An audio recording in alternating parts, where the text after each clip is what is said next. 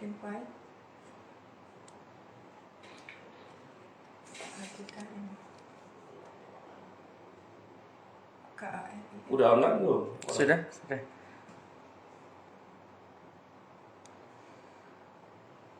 Mungkin Pak Abdul kali ini diminta untuk ini kali, untuk bergabung ke live dulu, kemudian beliau mengajukan collab gitu.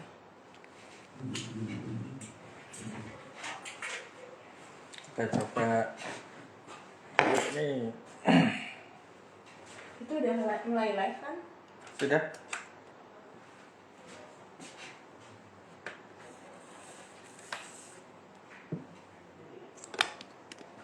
Just in case.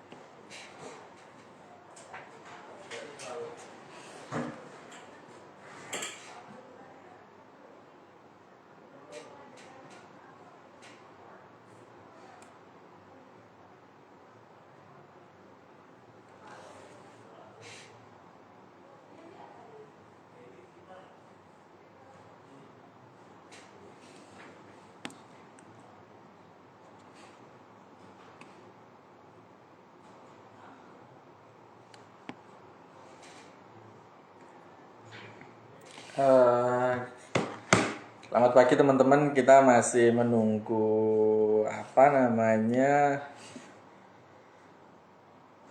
mencoba untuk menginvite Pak Gafar.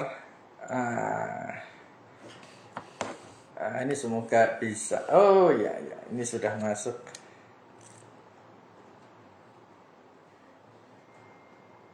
Bisa ini teman-teman.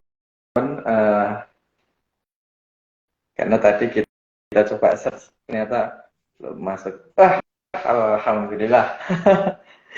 Baik, selamat pagi Mas Gafar atau Pak Gafar. Alhamdulillah ketemu lagi nih setelah sekian lama. Ya teman-teman sudah datang di tengah-tengah kita. Beliau adalah Mas Gafar atau beliau adalah Pak Gafar Abdul Gafar Karim. Sudah lama sekali kebetulan saya juga tidak bertemu beliau. Beliau hari ini akan hadir bersama-sama kita semua untuk tentu mendiskusikan hal yang sangat menarik sekali terkait dengan tema policy talks kita pagi hari ini, yaitu adalah otonomi daerah dan korupsi. Sekali lagi saya ucapkan terima kasih Pak Abdul Gafar Karim. Beliau adalah dosen di Departemen Politik dan Pemerintahan Universitas Gadjah Mada Yogyakarta.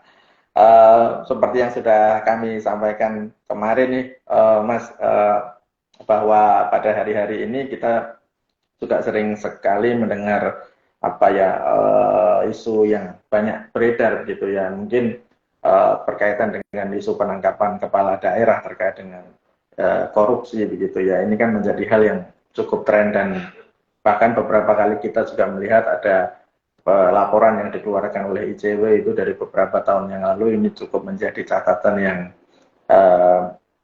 cukup menjadi harus kita perhatikan begitu ya. Tetapi tentu pada hari ini melihat persoalan itu kita di The Indonesian Institute, gitu, Center for Public Policy Research akan mendiskusikan persoalan ini dalam kacamata yang barangkali menjadi sangat penting untuk kita lihat, yaitu dalam perspektif otonomi daerah. Nah, sekali lagi selamat pagi juga. Sebelum nanti kita akan berdiskusi bersama Mas Gafar, saya ucapkan selamat datang nih teman-teman semuanya yang hadir di dalam IG Live Series kita pada hari ini. Jadi mungkin sebelum nanti kita akan mendiskusikan tema kita pada hari ini, saya mohon izin sama Mas Gafar, teman-teman nanti silahkan kita interaktif nanti dan berdiskusi. Saya akan berdiskusi bersama-sama dengan Mas Gafar juga. Tapi silahkan nih teman-teman semuanya yang bergabung bersama kita nih, Mas Gafar ini sudah ada 17, 16, ini nanti akan banyak lagi yang bergabung bersama kita. Silahkan juga untuk ikut ya, berpartisipasi, mengajukan pertanyaan, berdiskusi bersama terkait dengan tema kita pada hari ini.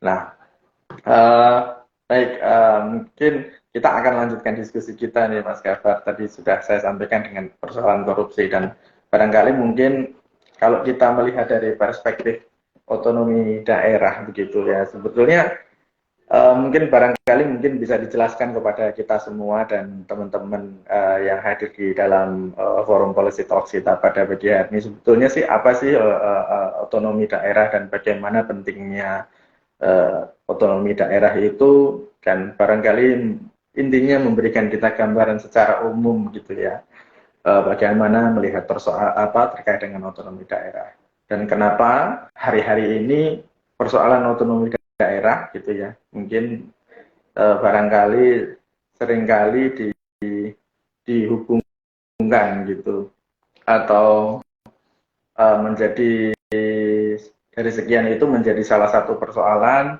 munculnya korupsi atau tindak pidana korupsi yang ada di daerah itu, khususnya berkaitan dengan yang dilakukan oleh kepala daerah. Nah, mungkin barangkali teman-teman ingin tahu gitu Mas, sebetulnya apa sih gitu otonomi daerah dan kenapa ini menjadi hal yang sangat penting dalam konteks kita di Negara Kesatuan Republik Indonesia.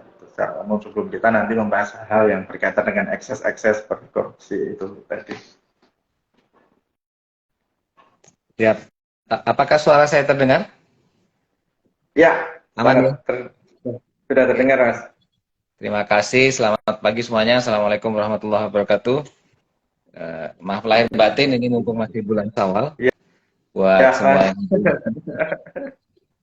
kalau kita membahas otonomi daerah, ya, kalau mulai dengan definisi otonomi daerah itu kan secara gampangnya itu adalah hak bagi daerah untuk mengatur dirinya sendiri. Sesederhana itu. Kenapa daerah perlu mengatur dirinya sendiri? Karena yang mengetahui persoalan real di masyarakat itu adalah daerahnya atau pemerintah daerahnya atau siapapun atau apapun ya unit yang memegang otoritas di sebuah daerah. Karena itu dalam sistem seperti apapun, dalam bentuk negara seperti apapun, pasti ada upaya untuk memberikan otonomi kepada daerah. Bedanya nanti kalau di dalam sebuah negara kesatuan seperti Indonesia, otonomi daerah itu memang diberi oleh pusat. Kenapa? Karena dalam sistem kesatuan, dalam bentuk negara kesatuan, locus of power itu ada di pusat. Jadi yang punya kuasa menurut falsafahnya itu adalah pusat. Lalu kemudian pusat memberikannya kepada daerah. Itu kenapa di Indonesia definisi ya dalam tanda petik pendefinisian otonomi itu memang ditentukan oleh pusat. Itu nanti beda halnya kalau bentuk negaranya adalah negara federal atau negara yang punya negara bagian. Dalam negara federal, locus of power itu memang ada di daerah. Sehingga pertanyaan soal otonomi daerah tidak terlalu penting karena daerah sudah pasti otonom. Daerah sudah pasti otonom. Lalu pusat kemudian mengelola urusan-urusan bersama saja, yaitu fiskal, hubungan luar negeri, dan keamanan. Begitu kira-kira kalau makna umumnya. Sekali lagi ini penting karena kita negara kesatuan dan locus of power-nya di pusat, ya mau nggak mau harus didesain sebuah kebijakan otonomi daerah. Ya, Kalau boleh, mungkin bisa sharing juga nih, Mas. Dan ini barangkali bisa dijelaskan kepada teman-teman semua. Kenapa ini menjadi penting dan bagaimana tonggak sejarah itu menjadi apa ya di Indonesia begitu. Saya pernah membaca era reformasi ya begitu ya. Itu menjadi apa batu loncatan akhirnya di negara Indonesia menjadi apa namanya ya turlah yang disebut dengan otonomi daerah itu begitu. Bagaimana daerah juga mendapatkan istilahnya mendapatkan kewenangan dari pusat ya barangkali nanti mohon istilahnya dikoreksi kalau saya apa namanya menyampaikan ini itu menjadi sangat cukup krusial. Sebenarnya apa sebetulnya landasan filosofisnya gitu. Kenapa itu menjadi penting? Karena barangkali sebelum kita nanti berbicara banyak tentang apa namanya persoalan-persoalan yang barangkali hadir di tengah kita terkait dengan otonomi daerah, ini kan menjadi penting untuk disampaikan kepada kita semua supaya kita bisa apa namanya membedah barangkali secara komprehensif terkait dengan persoalan yang kita diskusikan pada hari ini begitu Mas. Ya, memang ada sedikit problem dalam fondasi kita ya, dalam bernegara. Ini Indonesia kan unik. Kalau kita lihat di peta, kita adalah satu-satunya negara yang sangat luas. Ini kebetulan table map saya itu peta dunia. Coba saya sambil lihat itu betapa luasnya negara kita yang kalau ditaruh di Afrika dan di Eropa itu penuh begitu. Dan kalau kita lihat di peta, negara seluas itu tidak ada yang bentuknya negara kesatuan di dunia ini. Semua federal. Bahkan yang lebih-lebih kecil pun itu federal. Indonesia itu unik karena Indonesia sebenarnya memenuhi syarat-syarat sejarah. Atau saya ulangi ya, Indonesia memenuhi sebagian dari syarat-syarat sejarah. Sebagian, tidak semuanya. Untuk menjadi negara federal. Kemudian ada pertarungan itu di awal-awal kita mendirikan negara. Mau federal atau mau kesatuan. Dan kesatuan yang menang. Kesatuan yang menang sehingga jadilah kita negara kesatuan yang sebenarnya agak tidak pas ya dengan sejarah karena kita bayangkan Malaysia saja. Malaysia itu kurang lebih sama dengan kita, ada entitas-entitas lama, ada kerajaan-kerajaan lama. Ketika kemudian dibuat sebuah negara baru, mereka menjadi negara federal. Kita juga begitu, kita punya entitas-entitas lama. Ketika kita membuat negara baru, yang menang adalah negara kesatuan, bukan negara federal. Memang ada benarnya kenapa negara kesatuan lebih masuk akal. Alasan utamanya adalah unit-unit politik lama yang ada di Indonesia itu sudah tidak sepadan kapasitasnya. Ada kerajaan yang masih sangat kuat seperti Jogja, ada kerajaan yang sudah setengah kuat begitu ya. Ada kerajaan yang tinggal istananya tapi tidak ada otoritasnya. Ada yang sudah sama sekali tidak ada begitu. Bekasnya tidak ada baru dibangun lagi belakangan. Sehingga upaya untuk perdebatan mau negara federal atau negara kesatuan akhirnya dimenangkan oleh negara kesatuan. Itu satu alasannya ya, karena memang entitas politiknya tidak sama kapasitasnya waktu itu. Alasan kedua adalah sedang ada upaya sungguh-sungguh untuk membangun identitas baru. Identitas yang bernama Indonesia. Kita kan, ini adalah objek research-nya Ben Anderson dulu kita. Ketika Ben Anderson akhirnya menghasilkan teori Imagine Communities itu. Riset utamanya kan Indonesia. Coba bayangkan Indonesia itu tidak ada, mau secara rasial tidak ada itu namanya ras Indonesia. Mau secara etnik sangat beragam, bahkan secara nation sangat beragam. Tapi demi menguatkan imaji keindonesiaan itu, maka akhirnya sentralisme memang yang dipilih dalam masa panjang ya, mulai tahun 45 sampai 98. Upaya-upaya untuk mendesentralisasi sebenarnya sudah mulai sejak tahun 70-an akhir dengan setengah hati, tapi kemudian digas pada tahun 99. Yang benihnya itu sudah dimulai sejak tahun 96. Jadi sebenarnya sebelum yang disebut reformasi itu terjadi, upaya untuk mereformasi otonomi itu sudah mulai dilakukan sejak tahun 96. Nah itulah yang kemudian kita punya pelan-pelan setelah kira-kira ini setelah Indonesia rada settle begitu ya, kemudian dimulailah upaya untuk memberikan otonomi. Ketakutan utama banyak orang kan, terutama di pemerintahan waktu itu, khawatirnya kalau otonomi terlalu besar itu bisa mengarah kepada perpecahan begitu ya, kekhawatirannya begitu. Meskipun secara teoretik kekhawatiran itu tidak cukup beralasan. Kira-kira gambarannya begitu sih, backgroundnya. Betul Mas. Menarik sih tadi yang baru saja disampaikan karena ini juga dari teman-teman juga sudah mulai ada pertanyaan gitu Mas. Misalnya apakah beberapa provinsi apa eh, di beberapa negara itu menggambarkan sebagai kondisi yang sebetulnya dulu, apa ya, misalnya seperti negara bagian di federal kalau dalam negara kesatuan begitu ya, karena mungkin ini barangkali kalau saya boleh simpulkan pertanyaan ini, mengingat ada di Aceh itu kan mungkin istilahnya kalau di Jogja kan daerah istimewa ya Mas ya, kalau di Aceh itu apa di Papua juga apa namanya daerah otonomi khusus misalnya. Kalau di Aceh kan juga itu ya. Nah mungkin bagaimana untuk menjelaskan hal itu, dan sebetulnya itu kalau boleh dijelaskan bagaimana kenapa itu berbeda begitu Mas. Ya, dalam konteks Kalau otonomi. idealnya ya sebenarnya harusnya Indonesia ini berbeda ya otonominya. Hmm. Jadi di banyak negara itu lumrah ada model otonomi yang beragam, apalagi di negara yang federal ya.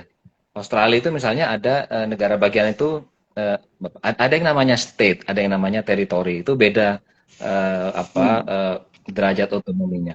Indonesia itu kalau saja negara federal itu pasti akan banyak yang berbeda-beda seharusnya. Misalkan Jogja bisa punya otonomi penuh, lalu kemudian negara bagian yang lain lebih terbatas. Bandingkan Jogja dengan Solo saja kan Hmm. berbeda itu kapasitas kerajaannya. Tapi ada obsesi penyeragaman ini, baik di era Soeharto maupun Soekarno juga sama. Ini maunya diseragamkan. Tadi ya kembali ke argumen awal saya tadi bahwa ini diperlukan, penyeragaman ini diperlukan untuk menegaskan nasionalisme tadi, membangun identitas keindonesiaan itu. Kalau tidak nanti lama gitu proyek Indonesianya selesai gitu. Sekarang aja belum selesai-selesai itu. Belum Hmm. selesai-selesai. Jadi karena apa namanya? Karena Indonesia beragam, harusnya memang beragam otonominya. Tapi akhirnya dicoba diseragamkan dengan pengecualian. Nah, yang disebut pengecualian itu sebenarnya adalah contoh bagaimana keberagaman bisa diwujudkan.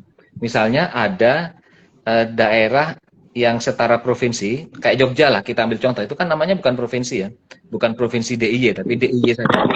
Karena itu bukan provinsi, tapi daerah istimewa yang setingkat provinsi. Itu adalah Ya. kerajaan. Ini betul-betul mirip rasanya seperti di sebuah negara bagian. Aturan Hmm. tanahnya berbeda begitu ya. Pertanahan di Jogja kan diatur dengan cara yang berbeda dari daerah lain. Itu apa bedanya? Kemudian di DKI itu juga ada perbedaan. Mungkin tidak banyak Hmm. orang paham bahwa kepala-kepala daerah, yaitu wali kota dan bupati di DKI itu tidak dipilih oleh rakyat, tapi ditunjuk oleh gubernur. Karena level otonominya ada di provinsi. Aceh dan Papua bahkan berhak untuk punya dalam tanda petik ideologi sendiri karena tuntutan-tuntutan separatisme. Nah, selebihnya kemudian diseragamkan. Kalau saja dulu kita memilih untuk tidak menyeragamkan, sebenarnya ini akan banyak sekali daerah istimewa ya. Jadi tidak harus sama. Ini yang kita obsesi kita pada kesamaan itu yang berat. Jadi semua daerah, coba bayangkan nih, semua daerah punya DPRD. Semua daerah punya memilih kepala daerahnya secara langsung, punya otonomi penuh. Padahal ada daerah yang tidak punya DPRD, yaitu kota dan kabupaten di Jakarta itu tidak punya DPRD. Harusnya bisa juga itu misalkan kalau provinsinya hanya bersifat koordinatif, lalu otonominya ada di kabupaten dan kota, itu bisa saja provinsi itu tidak punya DPRD misalnya seperti itu. Itu harusnya bisa ke depan Indonesia. Tapi sementara ini kembali lagi, sementara ini kita masih ini adalah formula untuk mempercepat imaji keindonesiaan dulu gitu. Iya, iya, ya, menarik Mas.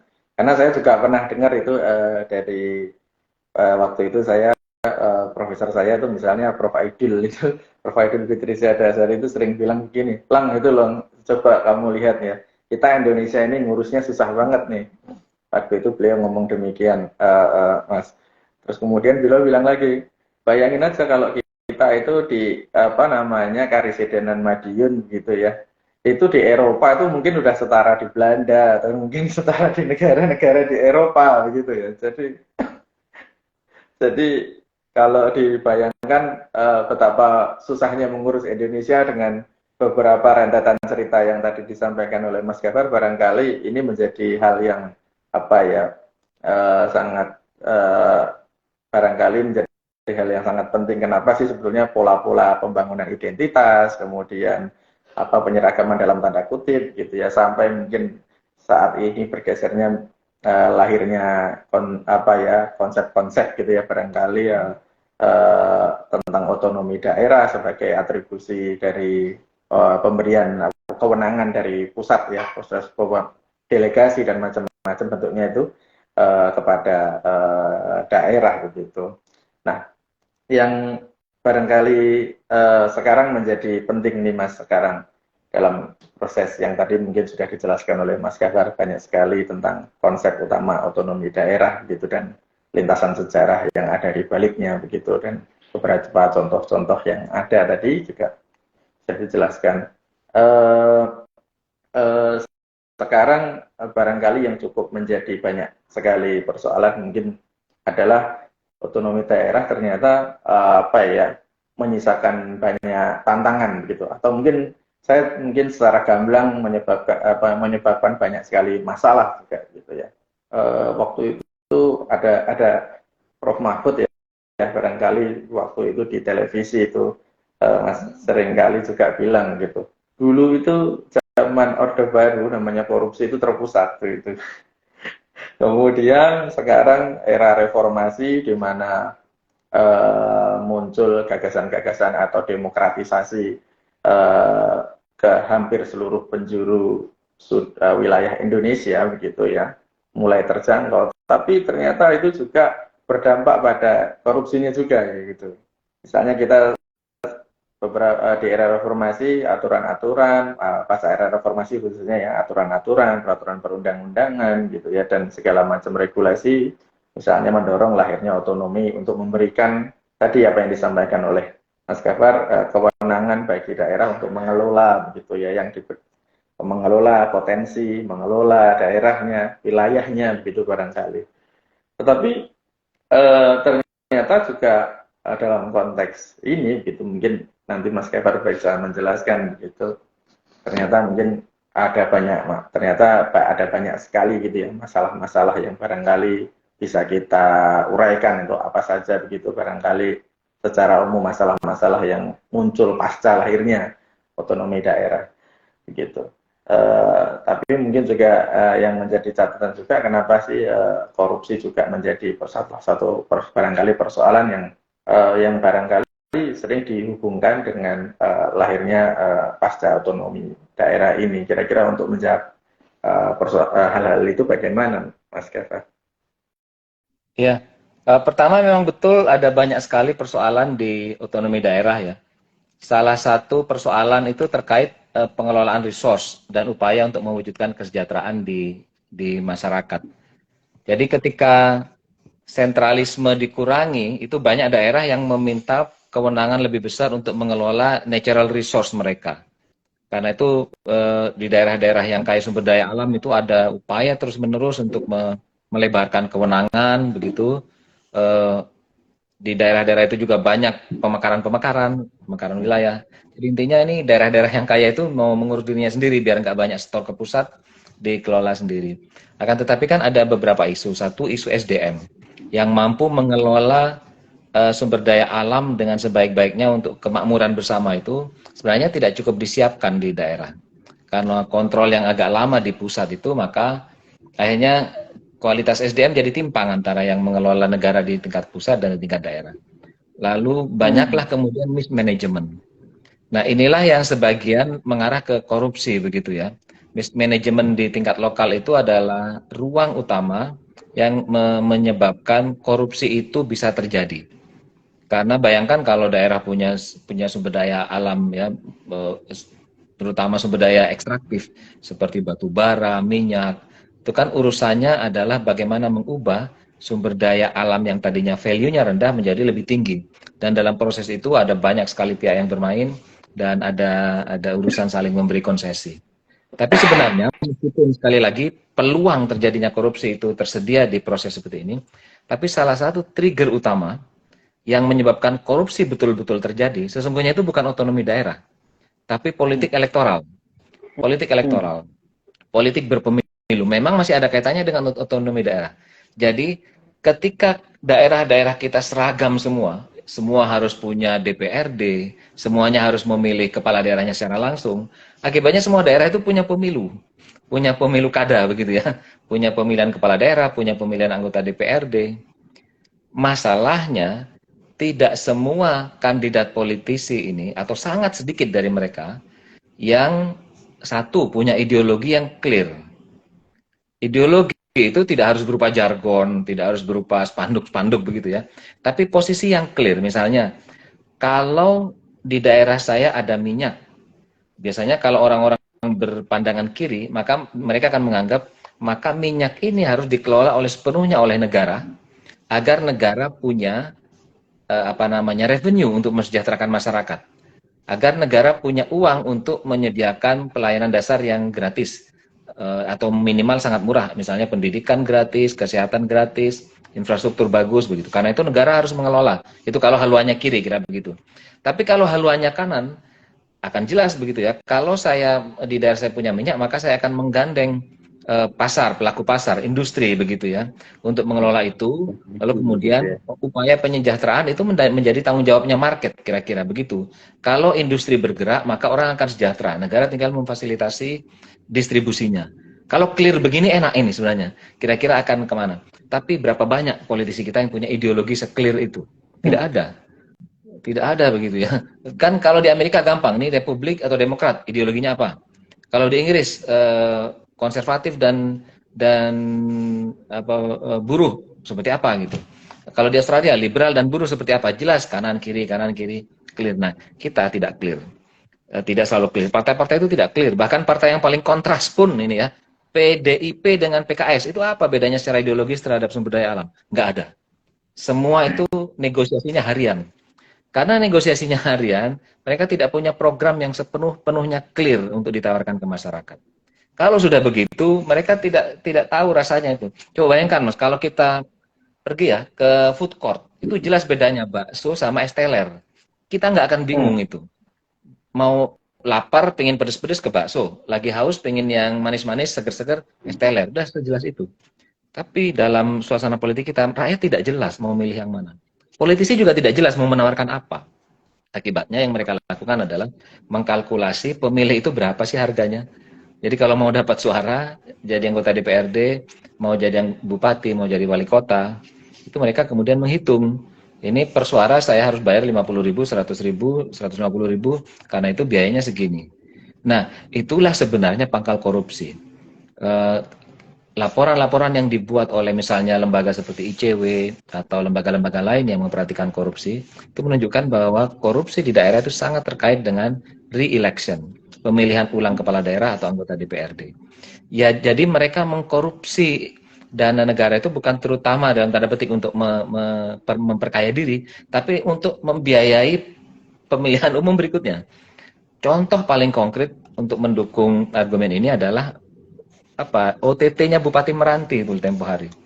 Itu tujuannya adalah karena dia mau mencalonkan diri sebagai Gubernur Riau. Jadi korupsinya kepala daerah, korupsinya banyak sekali politisi di daerah itu tidak terkoneksi langsung dengan urusan otonomi daerah, tapi lebih ke ruang-ruang tersedia di situ, termasuk karena tadi ya otonomi daerahnya jadi seragam semua sehingga ada pemilu semua dan mereka tidak punya ide, lalu mereka kemudian korupsi untuk membiayai itu. Jadi poin saya, kita tidak bisa menyalahkan hanya otonomi daerah saja, kita juga perlu melihat bagaimana karakter politik elektoral di lingkup seperti itu. Kira-kira begitu sih gambarannya. Ya. Betul Mas, kalau memang saya kemarin juga sempat membaca itu bagaimana kondisi, makanya kan juga beberapa waktu terakhir ini kan soal sistem pemilu kita menjadi seringkali menjadi banyak pertanyaan ya. Barangkali Mas Gafar juga melihat ini dalam perspektif ketika aktif di kita bicara demokrasi gitu ya, Mas Gafar juga ada di jaringan demokrasi gitu ya di Indonesia, melihat ini juga barangkali menjadi persoalan yang cukup serius begitu ya. Ternyata pengelolaan ya, kalau kita menariknya, pengelolaan baik sistem ketatanegaraan kemudian politik ini menjadi cukup krusial gitu ya. Walaupun sebetulnya tadi mungkin dalam konteks otonomi mungkin tidak menjadi variabel langsung juga gitu ya. ketika muncul banyaknya korupsi di apa namanya di tingkat lokal yang hari-hari ini cukup tercermin dari yang OTT yang dilakukan kepada kepala daerah dan data yang dikeluarkan ICW itu cukup menarik Mas sebetulnya, dan itu cukup mencengangkan bagi kita semua begitu. Dan ya kan kita juga di politik itu mengenal istilah yang namanya raja-raja lokal atau apapun itulah, itu kan seringkali kita di obrolan-obrolan warung kopi begitu Mas, yang sederhana saja orang menginginkan itu. Bahkan ya saya tidak tahu ya Mas ya, mungkin nanti juga Mas Gaffer bisa memberikan kita insight juga atau perspektif gitu, kenapa begitu ya, misalnya hari-hari ini juga kita melihat di beberapa daerah seperti misalnya terkait dengan raja lokal tadi ya, kenapa kepala dinas bisa misalnya LHKP-nya begitu tinggi, kemudian padahal dia adalah seorang pejabat selevel kepala dinas ya. Mungkin kita nggak tahu ya, maksudnya kita kan itu juga ada hubungan, kalau kita melihat konstruksi dan macam-macam gitu ya, itu kan ada hubungannya, setiap daerah itu kan beda-beda begitu ya. Terus kemudian kita juga lihat bupati ini, kemudian bupati di daerah-daerah tentu, bahkan gubernur, bahkan kita juga melihat nih Mas, mungkin secara umum dalam konteks politik ya, ada raja-raja atau mungkin politik dinasti ya barangkali begitu yang menguasai wilayah atau daerah tertentu misalnya, sehingga misalnya kemarin itu beritanya di daerah mana, yaitu ya sekitar, atau mungkin mohon maaf kalau saya salah ngoreksi ya, mungkin di Banten atau gitu kan, dinastinya panjang, perebutannya juga orang itu saja, kemudian sistem proses barangkali yang kita katakan sebagai proses otonomi daerahnya gitu, pengelolaan daerahnya itu yang harusnya dilakukan bisa secara baik, kenapa itu juga masih belum menunjukkan hal yang justru yang terjadi adalah sebaliknya begitu. Nah itu jalan juga masih belum bagus, terus kemudian pembangunan masih jauh panggang daripada api begitu Mas. Nah bagaimana untuk menjelaskan hal-hal seperti itu juga Mas gitu, dan orang selalu, mohon maaf ini, menggambarkan dinamika atau kondisi itu dengan kok tapi kenapa kepala daerahnya kaya, terus kemudian pejabat-pejabatnya selalu tampil dengan mewah dan seterusnya begitu.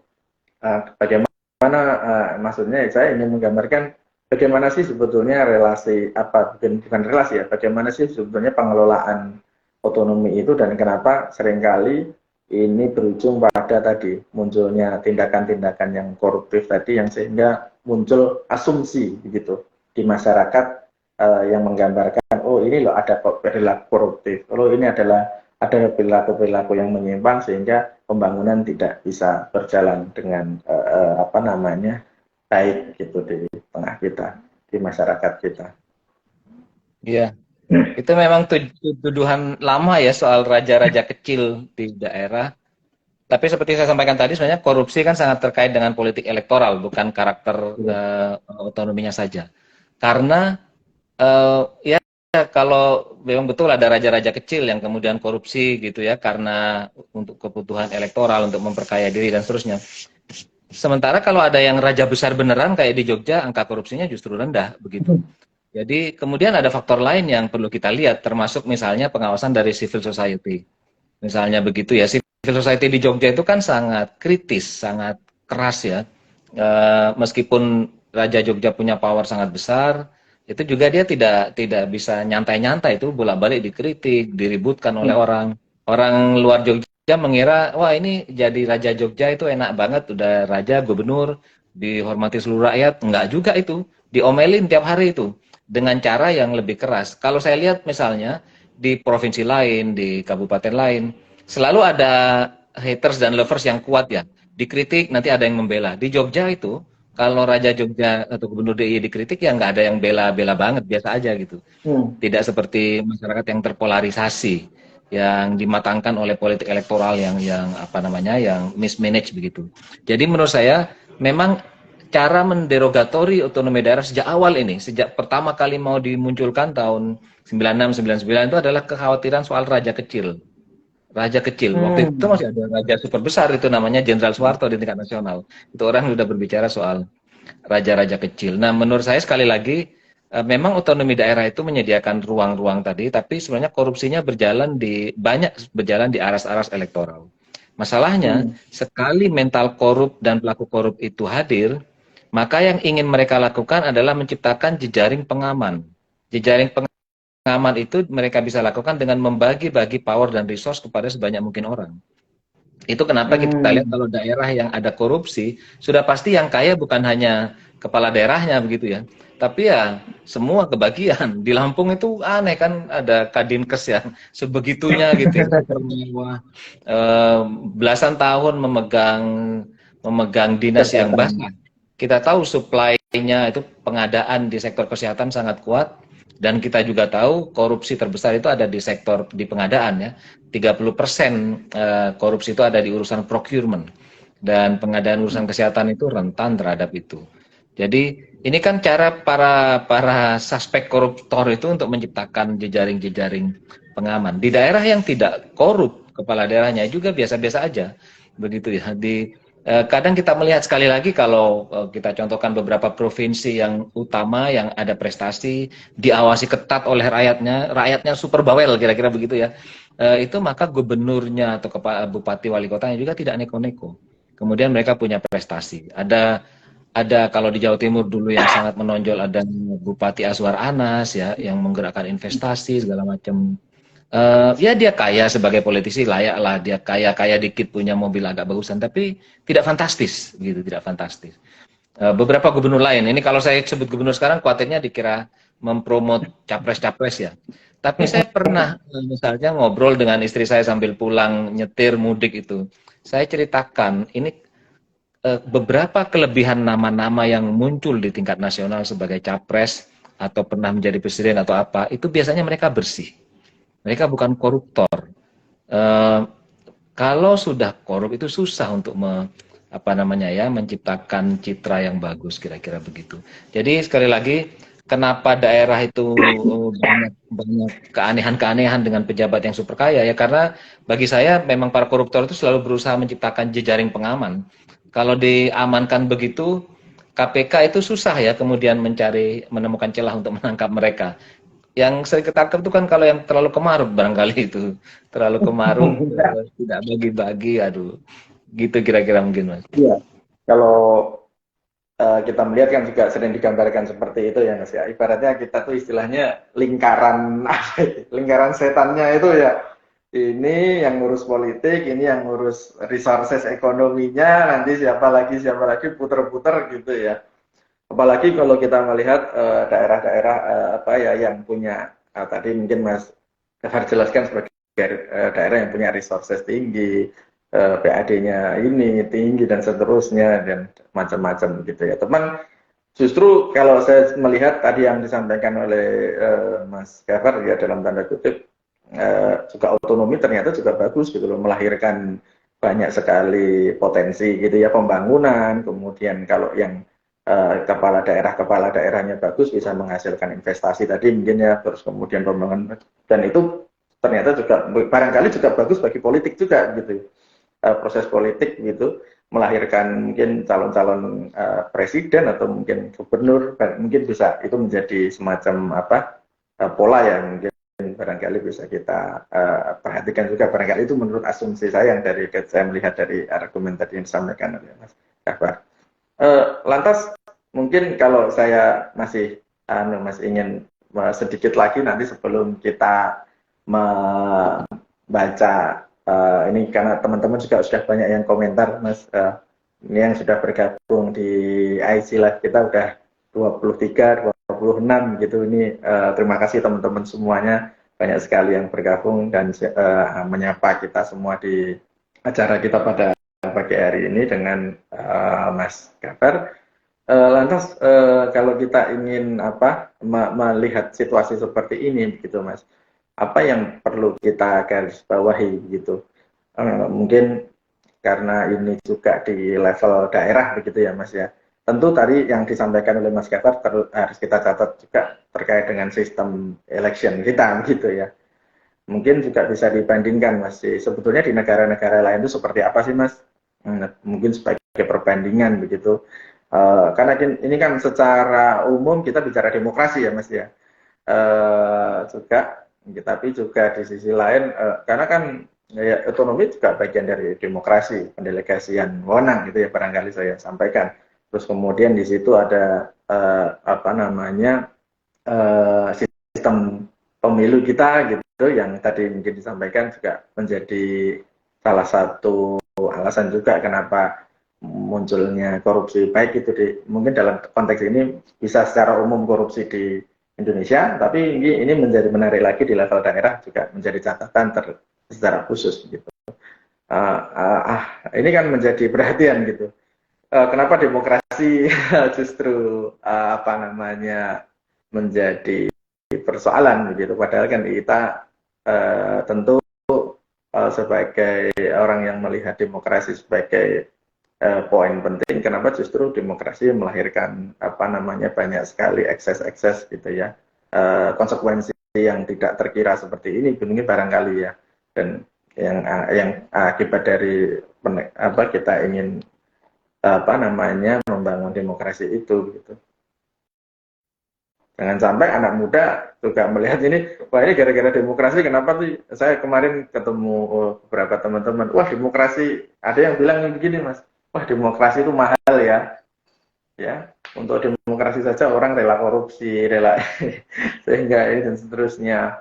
Oh ini mau pemilu 2024, itu teman-teman muda ngomong begitu Mas, kita, oh ini mau pemilu menegakkan demokrasi pilihan, kita udah mahal inilah, ini biaya baliho, biaya ini, termasuk teman-teman yang ingin berpolitik, wah mau ikut berdemokrasi nggak punya uang dan seterusnya begitu dan. Nah ini barangkali mungkin bisa dilihat juga, mungkin bisa dijelaskan kepada kita juga dalam perspektif demokrasi kenapa menjadi apa ya tantangan seperti ini gitu Mas, sebelum tadi juga perbandingan tadi. Pertama sebenarnya yang masalah kan bukan demokrasinya ya, tapi perilaku orang dalam demokrasi itu. Contohnya gini aja, kalau kita melihat ada sebuah masjid atau musola yang azannya berbek banget 100 dB, itu kan kita tidak bisa menyalahkan agama. Panggilan azannya itu sunnah untuk menunjukkan waktu sholat sudah masuk. Tapi soal DB-nya itu kan tidak, bukan ajaran agama itu. Banter-banteran speaker itu bukan ajaran agama. Jadi yang salah ya speakernya, bukan agamanya. Jadi menurut saya kita harus harus bisa berhenti di titik mana kita mau dan tanda petik menyalahkan sesuatu. Menurut saya demokrasi benar. Demokrasi benar. Yang salah di kita adalah ketika kita memakai baju demokrasi, tapi badan kita sebenarnya bukan badan demokrasi. Ini contoh simpel aja nih, contoh simpel. Mau pilpres. Rakyat itu bukan mau berancang-ancang melihat para kandidat dengan tenang-tenang. Oke, ada Anies, ada Ganjar, ada Prabowo. Mari kita lihat apa kelebihan mereka, apa janji mereka, apa program mereka. Lalu kemudian kita bersiap-siap untuk mengawasi mereka 5 tahun ke depan. Kan kalau demokrasi begitu sebenarnya. Demokrasi itu adalah demos yang punya kratein, demos yang punya kekuasaan dan power pemerintahan. Demos lah yang mengontrol. Tadi ada yang komen gimana cara lain untuk meredam jejaring sosial para korupsi selain masyarakat yang berisik. Menurut saya tidak ada pilihan lain ya, masyarakatnya memang harus berisik. Masalahnya masyarakat kita itu bukan berisik, masyarakat kita terpolarisasi. Coba hari-hari ini aja, kalau ada orang mengkritisi satu capres, misalkan nih Ganjar dikritisi, itu yang membela panjang, misu-misu gitu ya, goblok-goblokin. Sebaliknya, kalau ada orang yang memuji Ganjar juga kemudian panjang, yang sebelah diserang. Jadi masyarakat kita itu sibuk dengan membela atau menyerang politisi, gitu aja terus. Coblosan hari ini sudah selesai, kewajiban rakyat misalkan hari ini udah coblosan nih, nyoblos Ganjar, nyoblos Anies, sudah selesai kewajiban mereka, tapi mereka memandang tidak selesai. 5 tahun mereka masih harus sibuk membela atau mencela siapapun yang berkuasa. Nah menurut saya itu artinya kita tidak punya demokrasi. Kalau kita tidak punya demokrasi, kita tidak bisa menyalahkan demokrasi. Yang kita harus salahkan adalah perilaku kita yang tidak demokratis. Jadi korupsi sekali lagi kembali ke argumen awal saya tadi ya, bahwa korupsi oleh politisi itu terjadi karena kita bisa dibeli nih pemilih itu. Pemilih kita itu murahan, 100.000 dapat gitu. Tapi kalau dikalikan kan triliunan. Politisi itu harus membeli. Gitu kok ribut-ribut bicara mencela korupsi. Korupsi itu terjadi karena kita mau dibeli. Karena kita bersedia untuk berantem atas nama politisi. Sehingga politisi kita itu dapat bonus pendukung dan pembela fanatik secara hampir gratis. Yang penting gratis dalam arti tidak punya effort ideologis, programatika yang kuat. Yang penting duit, ada duit. Dan itu udah selesai. Itu semua artinya kita tidak punya demokrasi. Jadi kita tidak bisa mengatakan kita sudah demokrasi kok malah korupsi. Mari orang jadi apatis kepada demokrasi. Menurut saya salah itu. Itu kita harus melihat lagi kondisi kita bahwa kita sebenarnya tidak punya mental demokrasi. Kita tidak punya mental mengawasi kekuasaan. Yang kita punya adalah mental berpolar, ya, mental yang bipolar di hadapan kekuasaan. Itu dulu menurut saya harus diperbaiki. Sehingga kembali lagi, kalau tadi saya lihat ada yang nanya, gimana caranya agar jejaring korupsi itu lemah dari politisi, selain untuk masyarakat itu berisik gitu. Nggak ada pilihan lain, masyarakat harus berisik. Cuma berisiknya itu adalah berisik terhadap kekuasaan. Bukan berisik membela atau mendukung kekuasaan. Nih lihat nih polarisasi sekarang. Kalau di tingkat nasional nih, kalau Jokowi dikritik, aduh yang membela itu banyak sekali. Disterilkan Jokowi dari kesalahan. Kalau di DKI, kalau ada yang mengkritik Anies Baswedan zaman dia gubernur, panjang juga yang akan membelanya. Kalau rakyat sibuk mengklarifikasi rakyat yang lain, enak banget jadi penguasa di Indonesia itu, Mas. Enak banget, kipas-kipas dia, kipas-kipas gitu. Dikritik tuh akan ada yang membelanya. Kalau gitu gimana kita mau punya demokrasi? Menurut saya itu dulu mental kita harus diubah. Bahwa kita ini rakyat adalah pemilik kedaulatan. Kedaulatan itu kita berikan kepada siapapun yang meminta mandat lewat pemilu. Setelah itu kita awasi mereka, jangan kemudian dibela terus-terusan. Gitu sih kalau. Kan, ya betul Mas. Apalagi kalau sebetulnya kalau kita boleh bicara gitu ya, justru itulah esensi demokrasi gitu kan ya, kekuasaan rakyat gitu kan, kedaulatan rakyat gitu ya. Harusnya memang kalau demokrasi itu dalam konteks demokrasi ini pelaku demokrasi harus sadar gitu, memanfaatkan kondisi ini, situasi ini gitu ya, sarana ini untuk tadi itu lagi menjalankan pengawasan gitu. Kemudian ya penguasa pun juga jangan sampai punya peluang gitu untuk menyalahgunakan kewenangan gitu. Apalagi kita konstitusional, kita ya negara kita kan konstitusional ya, konstitusi juga memberikan pembatasan begitu besar gitu ya. Yang pembatasan itu justru sebetulnya bersumber dari rakyat itu sendiri begitu. Yang nantinya harusnya menyebabkan potensi-potensi penyalahgunaan kewenangan termasuk yang tadi kita diskusikan pada hari ini adalah korupsi itu sendiri menjadi kian terbatas dan tidak ada di tengah-tengah kita begitu. Tapi mungkin sekarang coba saya sapa teman-teman juga, Mas, ini mungkin juga ada pertanyaan. Oh, ini pertanyaannya tadi ya ternyata ya. Oh, ya. Tapi overall ini mungkin ada cukup banyak teman yang bergabung kepada kita, Mas, pada pagi hari ini. Tadi juga sudah terkait dengan bagaimana nih mungkin tadi sudah dibahas ya tentang yang tadi Provinsi Aceh, kemudian gimana soal ada yang komentar terkait dengan kondisi yang ada di Lampung tadi, mungkin barangkali kenapa Dinkes itu ya. Kemudian ini juga pandangan politik ya, gagasan dan gagasan berpolitik apa nih, mungkin barangkali maksudnya penting banget lah untuk membangun itu ya, gagasan dan pandangan berpolitik di negara kita. Ini Mas, ada lagi Mas, bentar Mas saya bacakan bagaimana cara menipiskan jejaring pengaman. Oh, ini juga sudah dijelaskan oleh Mas Kafar tadi soal yang akhirnya menyebabkan keberisikan. Ini juga soal Undang-Undang Cipta Kerja, Mas, juga masih ada ternyata merupakan upaya untuk apakah Undang-Undang Cipta Kerja itu upaya untuk mensentralisasikan bidang perizinan ya, karena mungkin barangkali ini melihat tadi Mas ya, potensi adanya penyelewengan, penyalahgunaan kewenangan di level lokal gitu. Coba saya cek lagi Mas.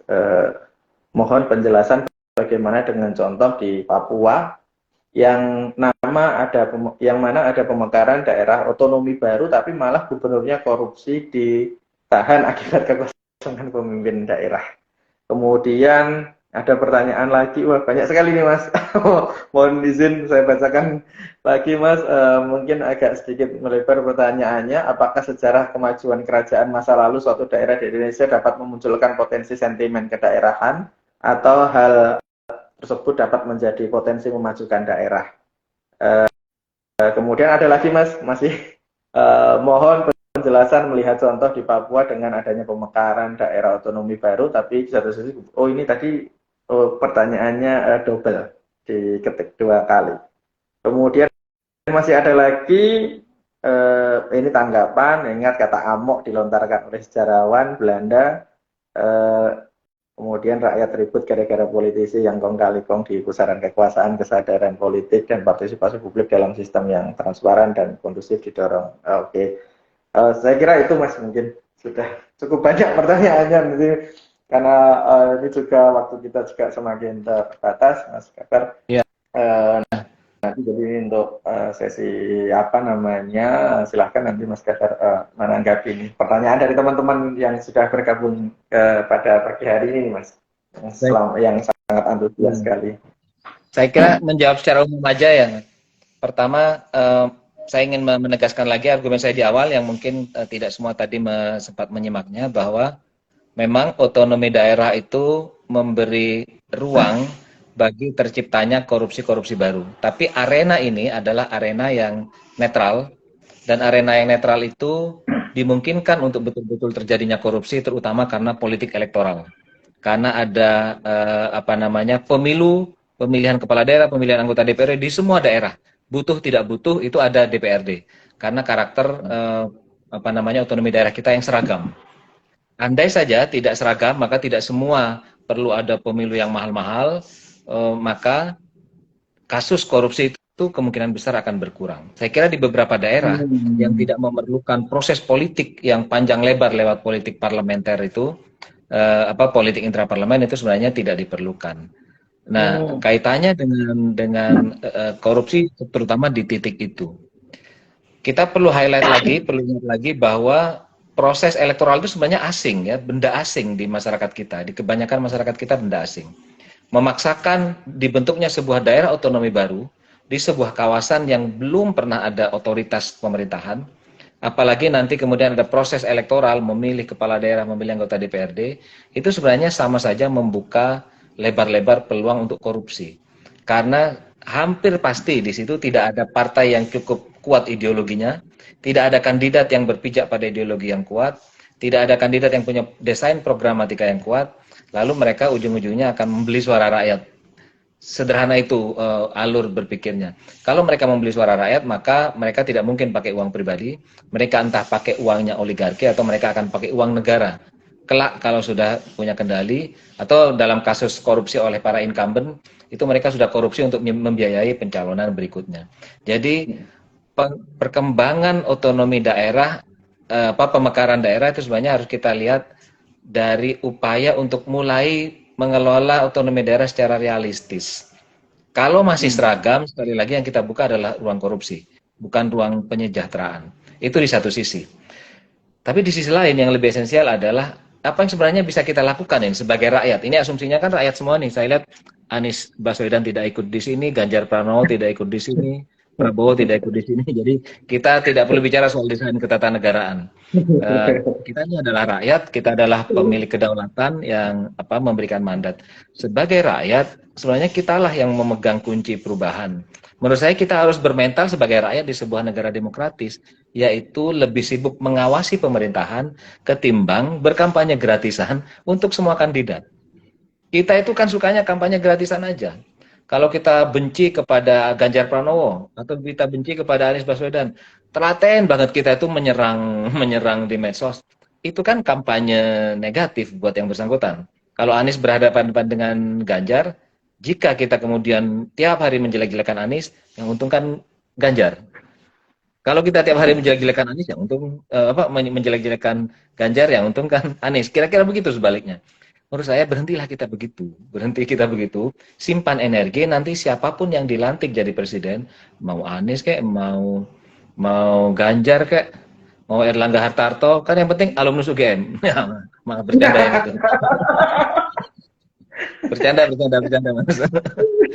Siapapun yang jadi, sebenarnya yang penting bukan siapanya, tapi apakah kita mengawasi orang itu. Saya kira itulah yang terjadi sekali lagi ya di masyarakat yang nampak maju, yang masyarakatnya berisik gitu kan.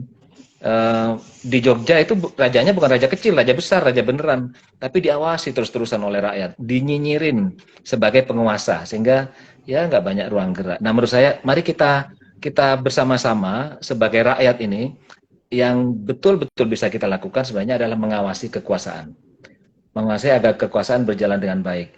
Tidak soal apakah kekuasaan itu sedang disetir oleh orang yang kita pilih atau adalah orang yang tidak kita pilih. Itu harus sama-sama diawasi. Kalau kita memilih si A atau si B, si C, dan kemudian dia menjadi Presiden Republik Indonesia, tugas kita sudah selesai di bilik suara. Ketika kita memberi suara pada dia, selesai. Tidak usah kita bela dia sepanjang 5 tahun. Kalau lagi dikritik, biarkan aja. Itu adalah bagian dari pendewasaan demokrasi. Menurut saya itu sih kunci yang betul-betul realistis bisa kita lakukan, ketimbang membayangkan perubahan sistem yang kita tidak bisa lakukan. Begitu. Baik, terima kasih Mas Gafar. Sekali lagi mungkin saya simpulkan sedikit, mungkin tidak bisa cukup menjelaskan, tapi mungkin barangkali ini menarik sekali apa yang disampaikan Mas Gafar. Persoalan yang tadi kita diskusikan sejarah panjang dari otonomi, kemudian korupsi. Ternyata ini menarik begitu ya. Korupsi sebetulnya adalah tantangan kita ini untuk mengelola demokrasi kita gitu ya. Sistem politik kita ini tadi juga sudah dijelaskan Mas Gafar begitu ya. Kemudian berbagai hal, dan pentingnya penguatan demokrasi malah menjadi penting nih. Kita mengawasi gitu ya istilahnya Mas. Ya Mas ya. Pentingnya kita sebagai masyarakat mengembalikan marwah kedaulatan rakyat kita. Dengan demikian sebetulnya nanti pasti yang lain-lain itu akan ini sendiri begitu dengan baik sendiri, termasuk perilaku penyalahgunaan kekuasaan, korupsi dan yang lain-lain akan